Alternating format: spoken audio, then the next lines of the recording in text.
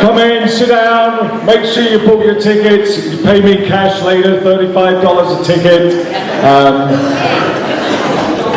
And we have to make a deal here. I understand one of our local sporting teams is involved in some sort of tournament tonight. And so we're going to have no spoilers, okay? So welcome. Tonight, believe it or not, is the 535th annual Potrero Hill History Night. It's actually been going longer than history has. It's been going since before Peter's beard turned grey. Just by when it started, this area was called Potrero Flats. Dog Patch was called Dinosaur Patch. It's such a big deal. I couldn't believe it walking over here tonight. There's actually a blimp flying overhead. Amazing what a deal they're making about Potrero Hill History Night. So since the rest of the evening is going to be extremely serious and very depressing, no, I think we'll start off with just a little bit of fun here. By the way, I'm Keith Goldstein. I do live on Kansas Street since 1974, and I'm the president of the Potrero Dog Patch Merchants Association. Yes! And our brand new directory is up there at the back, and you can buy it from me for $35 only. So, let's start off by asking anybody who lives either in Potrero or our sub-appellation of Dog Patch to stand up, please.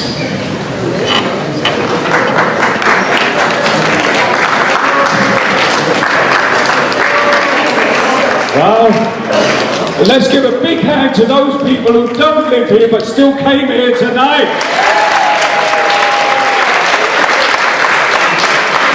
And a big hand to all of us who actually came here tonight instead of watching that silly baseball game. Okay, so you'll have to stay standing. If you live on Potrero Dog Patch, you can't sit down yet. So please stand up, stand up. You'll be standing until about 9:30.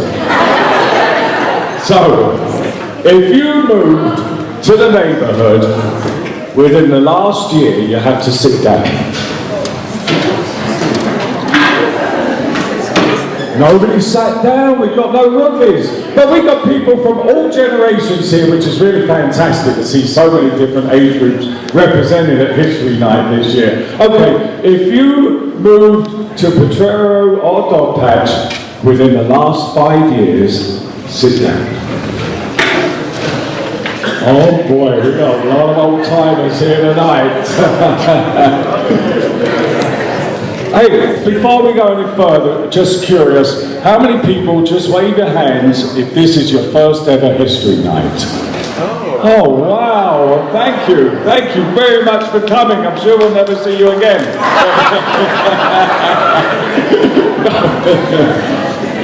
You notice there's very few return visitors actually. Sorry, Peter. Okay, we're up to 5 years. So everybody standing up has lived in Potrero Dog Patch for more than 5 years. Okay, if you moved here within the last 10 years, sit down please. Well, we lost a few more there, but there's still plenty of people. I'd say at least 50 to 75 people. Okay, if you moved here within the last 15 years, sit down please. My loving wife there, did I embarrass you? Did I embarrass you yet, darling? Okay. If you moved here within the last 20 years, sit down. That's unbelievable. So there's nobody between 15 and 20 just sat down. All these people have been here over 20 years. 25 years, if you've been here less than 25 years, you have to sit down. Oh my God. Wow. If you've been here less than 30 years, that's 1984, sit down. Oh gosh. Wow.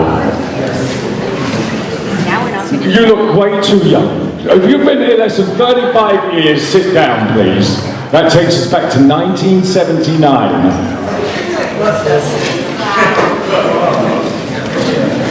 If you moved here after 1974, sit down.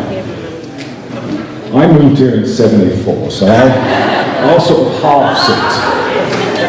So we've still got 3, 5, 7, 9, 10, 13, 17, 19, about 19 very, very young looking people who moved here before 1974. How about if you got here after 1969?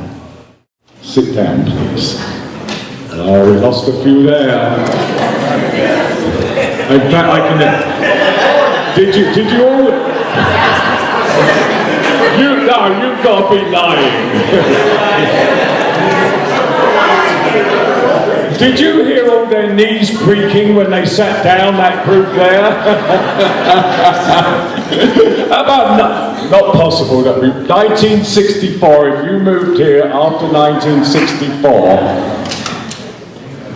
So we have 1, 2, 3, 4, 5, 6, 7, 8, 9, 10, 11 people who have been here more than 50 years. Let's give them all a really, really big hand.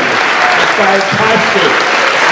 1964. Now we're getting into deep, dark history. Wait, we haven't finished. Stand up, you last 11. We've got to find... We have to find the most ancient Hillites here. So come on, I need to see those 11 people standing up still. We were at 1964. If you moved here after 1950, can you make it up, love? I'll come and give you a hand, all right? If you moved here after 1959, please sit down. Oh, God. All right, I mean, this sounds impossible. 1954, if you moved here after 1954. So we've got like 1, 2, 3, 4, 5, 6 people who have been here at least 60 years. Wow. 1954, we're going back to the 40s, 1949. If you moved here after when I was born. You were born on the hill in 1949. Oh, you've weighed well, haven't you?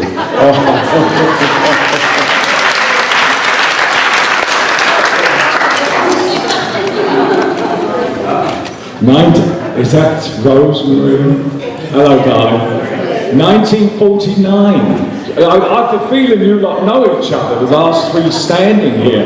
All right, we're going to take it a little bit shorter now. Oh, is that Rose? Oh, that's Marie. Hello, love. Wait. 1947. If you moved it, none of them dropped. 1944, 70 years ago. Ah, we lost that. Wow. What are we up to? 1944. The Second World War. Were you in the... No, you would have been too. 1940. Oh my God. So we've got 2 people, neither of whom look as if it could possibly be true, have lived on Potrero Hill for 74 years or more. All right, 75 years. Oh my God.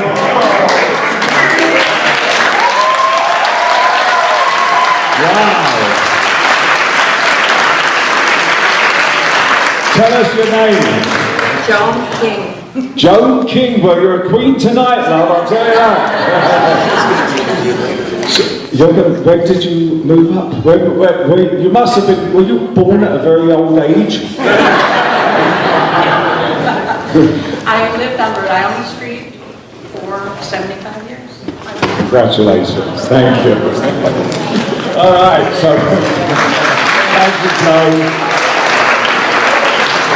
So Potrero Hill History Night is a result of a lot of people. I don't know how many other neighbourhoods have such a unique event in this wonderful city of ours, what I think is the best city in the whole wide world, and what I absolutely love being on Potrero Hill every single day that I've been here for the last 40 years, and I think we're so unbelievably lucky to be here. And we're very grateful to the International Studies Academy and the wonderful principal here, Paul Coe, for letting us use this venue again tonight. It's such a warm, intimate theatre. Peter Warbridge of Big Think Studios, who designed the posters that were plastered up over the entire neighbourhood, I think all by you, Peter, by yourself. Our wonderful Irish musicians who were playing traditional Israeli folk songs out in front of me, I think it was. Richard Mandel and Aaron Schrader of 3 Mile Stone. Thank you. For the wonderful scones and pastries outside, Chat's Cafe at 18th and Kansas, 18th and Arkansas, Masood, wonderful guy, and a new restaurant that just appeared on the hill, Goat Hill Pizza. The lovely flowers. There's a great flower shop. Vanessa runs it on 18th Street, Bell and Trump Flowers.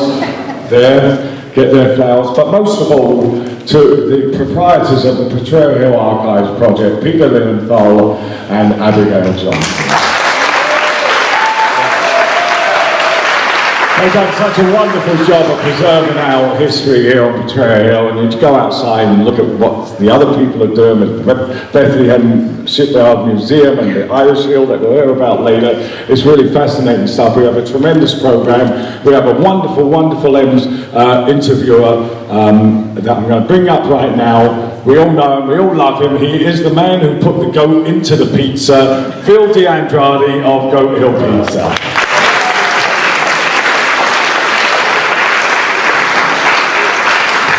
Phil DeAndrade of Goat Hill Pizza. Philip DeAndrade? I'm sorry, he's in the bathroom? Sorry. Well, meanwhile, can we get the Karenov family? We're going to talk a little bit. We're going to talk a bit. So why don't you talk? Because they're getting sick of me. Welcome. It's really great to see a lot of familiar faces, and it's great to see unfamiliar faces too. I'm so glad you came. A few more thank yous. First, I want to thank the presenters that you'll hear later, the Karetov, Canahan, King, Bullard family. You'll figure that out later.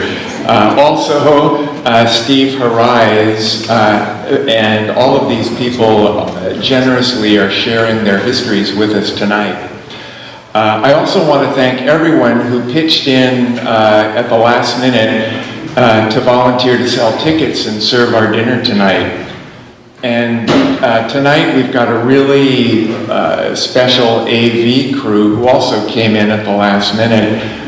We have Ed Rudolph, Tim Hazen, and Andrew Renz.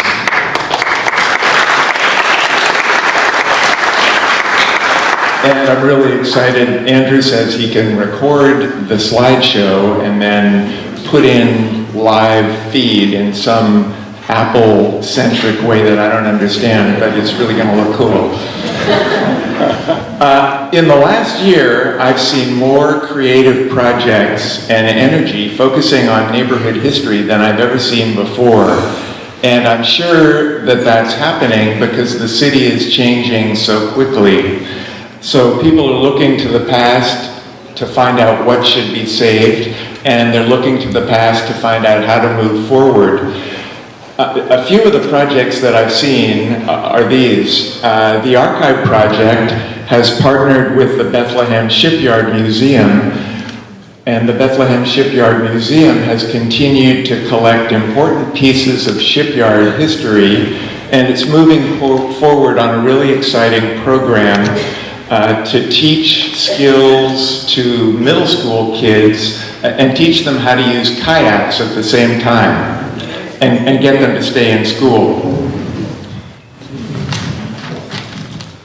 And we're lucky that the historians Gladys and Richard Hansen, they're lending us their expertise in building a library of resources that will help us stage exhibitions. Abby has a few projects that she wants to tell you about now too. Another one is, I don't know how this got started, but it was following one of the history expos that have been happening the last 3 or 4 years at the Old Mint in the spring. Well, a couple of the history groups that exhibit at that expo have gotten together and are collaborating on a digitizing process of all of their various community newspapers. And I'm not sure if they actually have a site yet or not, but if you Google Shaping San Francisco, it'll lead you to it. And so bit by bit, the Potrero View is getting digitized on that. The View started in 1970 and it's going strong today. And one of the slow things about that project is every single paper has to be keyworded. So you have to read through every single paper and write out what the important bits and pieces were in that paper. And it takes, I'm here to tell you, a long time. So, and speaking of the View, we are just wrapping up Jennifer, the production manager, and Stephen Moss, the editor. The November issue is about to go to press, and Peter and I both contributed to it. It's a special issue. I think you'll love it. It's got, its cover is printed on heavy stock and in color, and then there's a heavy stock insert. It's all devoted to old maps, old photographs, telling the course, the trajectory of development on the hill, and talking about what's happening today and looking towards the future. It's just packed with all kinds of interesting information. And in conjunction with the special display of maps and photographs in this issue of The View, there's going to be a special show at Farley's all November. Actually opens the 8th. Opening on the 8th. Opening on the 8th. With great, big, beautiful blow-ups of some of our best maps, and it'll be dynamite too. I'm really glad to see you all here. You probably can tell where I might rather be under other circumstances, but I'm delighted to see you, and go Giants!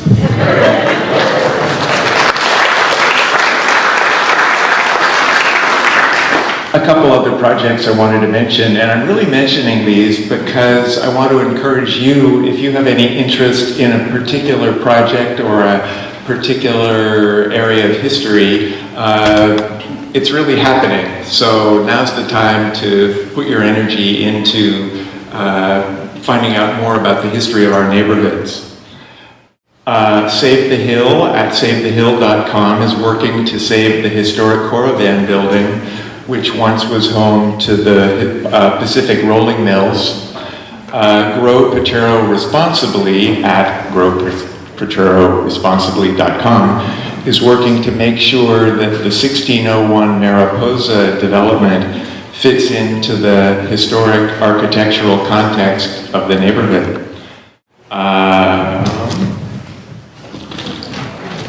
And also, you may have received a flyer tonight from Karen Burns. Her play, Baba and Me. Some of you got it. If you didn't get the flyer from Karen, she'll be handing out more flyers as we leave tonight. But a performance of her play about growing up with her Russian grandmother on Potrero Hill will be staged at the Neighborhood House, and it's a free performance on November 2nd at 1 p.m. Also, tonight you'll see research that Stephen Fidel Harais has done about Irish Hill, and it really blows me away because I'm pretty into Potrero history, and almost everything that he's found was a surprise to me. And his work really shows what one person with a full-time job can accomplish.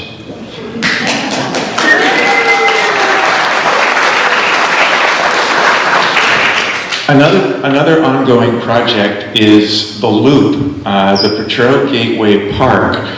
a park proposed for under the filthy, funky space under and alongside the 101 freeway at San Bruno and 17th, which, yes. And if you didn't get Jean Bogialis' flyer, she'll also be handing out flyers as we leave this evening. They've been working for years on a park that will clean up and make a gateway to Potrero Hill at that site. And now I would like to show you a very brief video on that loop project.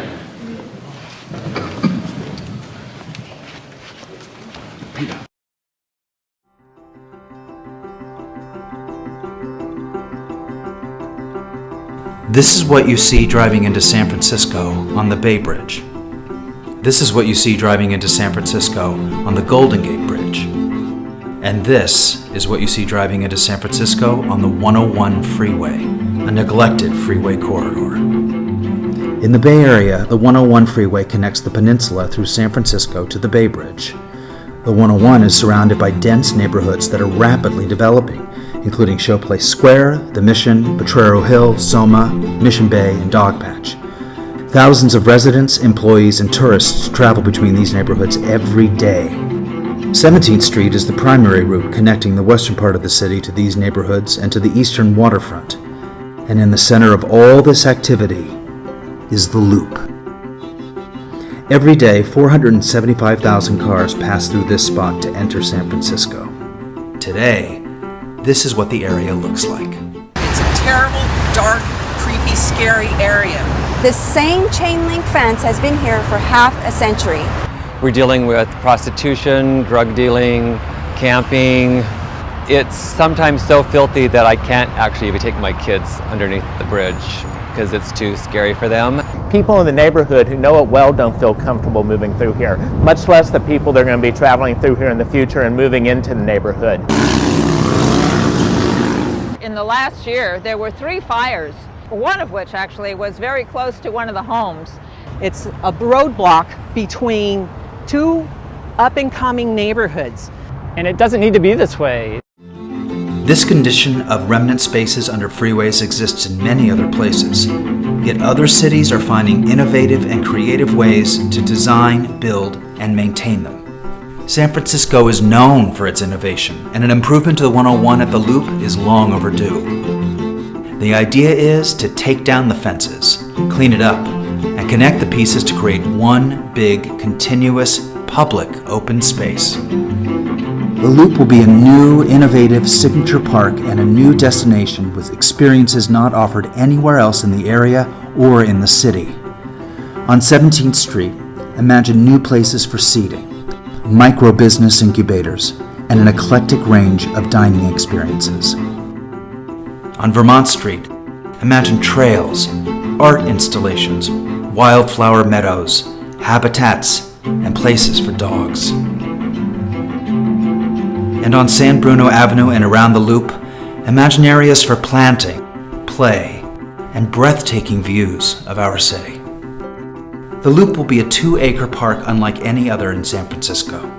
It will create new experiences, safer streets, and a better way to traverse the city.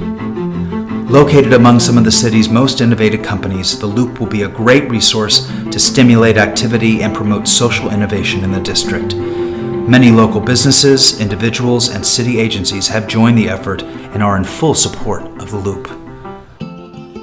The Loop has the potential to beautify, to build, and to connect community. Support the Loop. Please support the Loop. Support the Loop. Please support the Loop. Support the Loop.